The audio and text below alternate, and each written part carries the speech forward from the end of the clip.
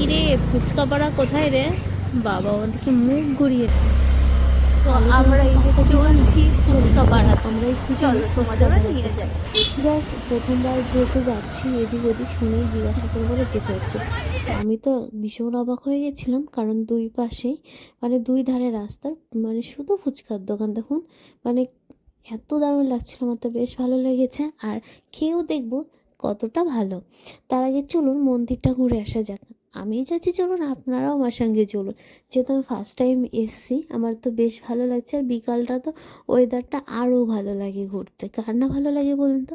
আর দেখলাম যেতে যেতে এখানে অনেক নৌকা আছে, আর এই নৌকাটা হয়তো আলকাতরা দিয়ে আর কি শোকাতে দিয়েছে মনে হয়। তো যাই হোক, এখানে দেখুন অনেক ছানা পোনাদের এনে তার বাড়ির লোকজন ছেড়ে দিলেও খেলতে পারবে। অনেকটা বড় ফাঁকা মাঠ আর কি। আর এখানে অনেক খাবারের দোকান, যদিও দেখুন খুবই সুন্দর একটা মন্দির আর কি চোখে পড়লো। আর সেদিন ছিল না ছট পুজো, ঠিক আমার মনে নেই সেটা কি ছিল, কিন্তু ঘাটে পুজো হচ্ছিলো, শুনছিলাম ছট পুজো। তো যাই হোক, ভিডিওটা কিন্তু অনেক আগের, কিন্তু আপনাদের সাথে শেয়ার করতে অনেকটাই লেট হয়ে গেল। তো যাই হোক, এখানে দেখো কত ভিড়, একটু করে কিন্তু ভিড়ও থাকবে না। আর যেখানেই যাও না কেন এই যে জোড়ায় জোড়ায় সব থাকবে কপতিগুলো।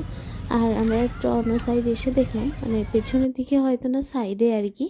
তো দেখলাম এখানে ঠাকুরগুলো এই অবস্থায় পড়ে আছে, আর এখানে অনেকে তাস খেলছিল এইসব। যাই হোক, এরা সবাই পুজো দিয়ে সব বাড়ি ফিরছিল। চলুন দেখা যাক এবার মেন মন্দিরটা আর কি যাবো।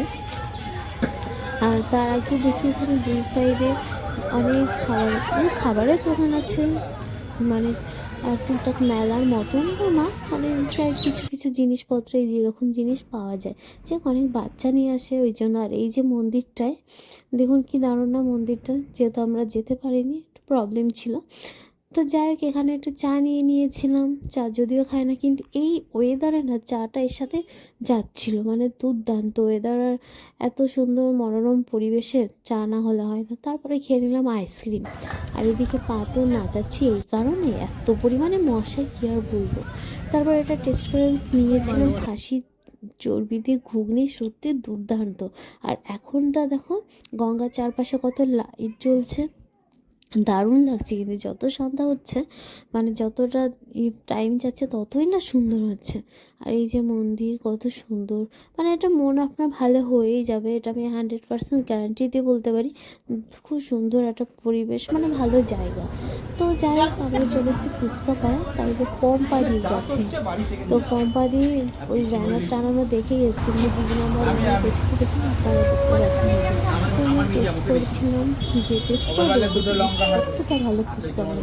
আসলে কি সত্যি ভালো লেগেছে ফুচকাটা। প্রথমে আমি দই ফুচকা নিয়েছিলাম।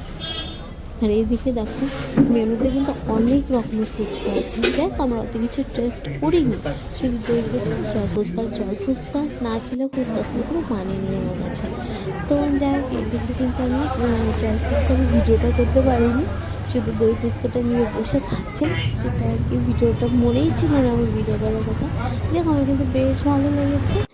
আর এই যে লাস্টে আমরা কিছু ছবি তুলেছিলাম। যাই হোক, আমার একবারে গিয়ে মন ভরেনি, আমি কিন্তু আবার যাব।